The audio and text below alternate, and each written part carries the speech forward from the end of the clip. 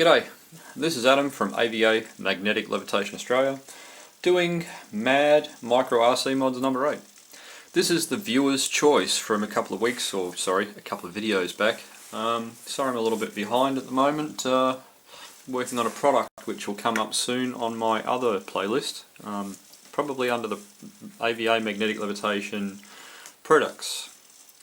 I've been very busy working on something and it's consumed way too much time to enjoy myself playing with these cars, unfortunately. Now time is freed up again, so I have to sort of do this video and then do a catch-up video or two to make up for lost time. Now, viewer's choice.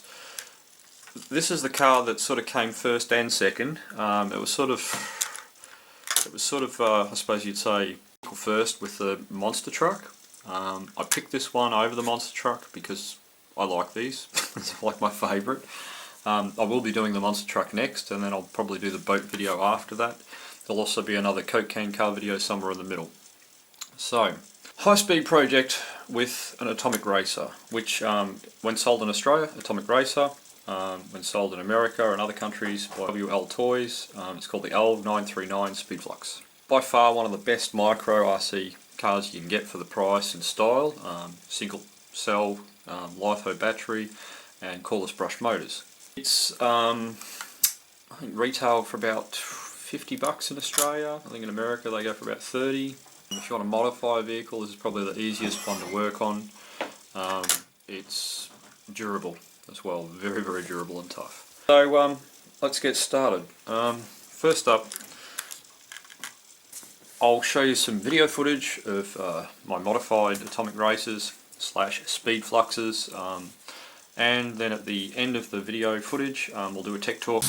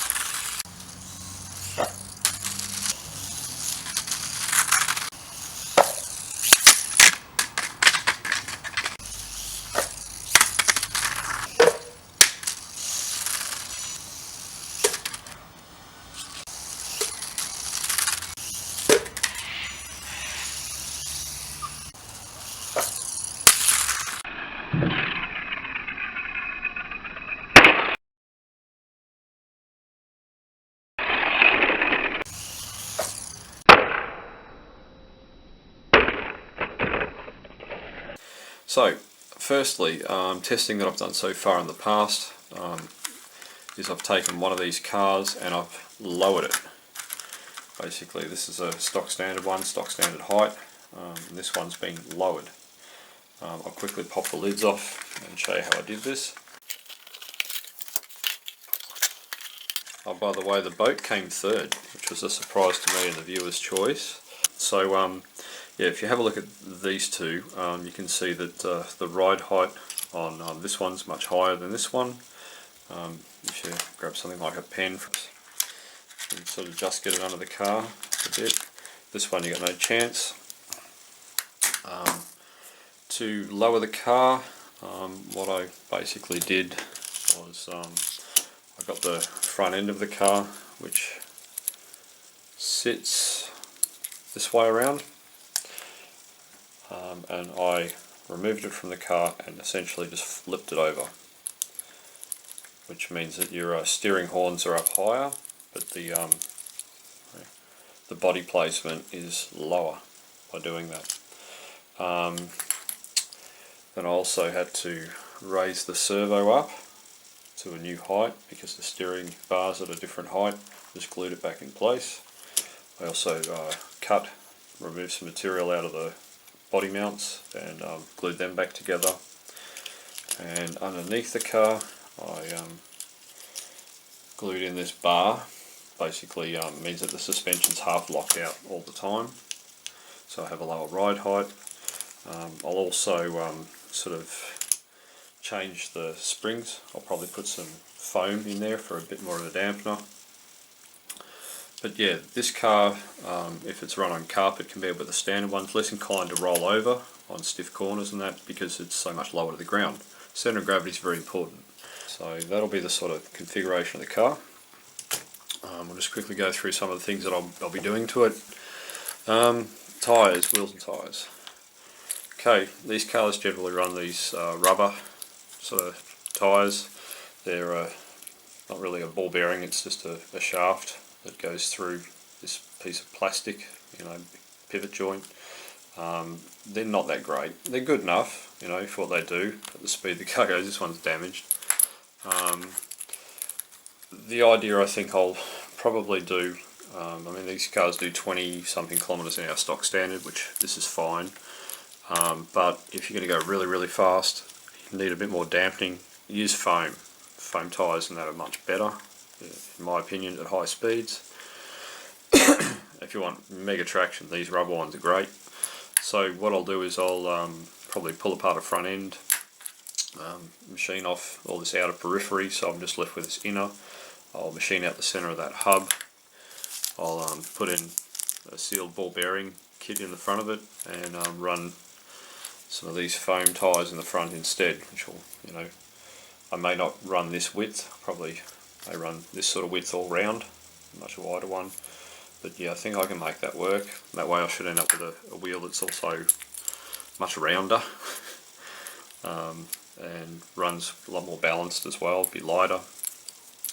So that's probably what I'll have to do to the front end. The rears, I'll do the same.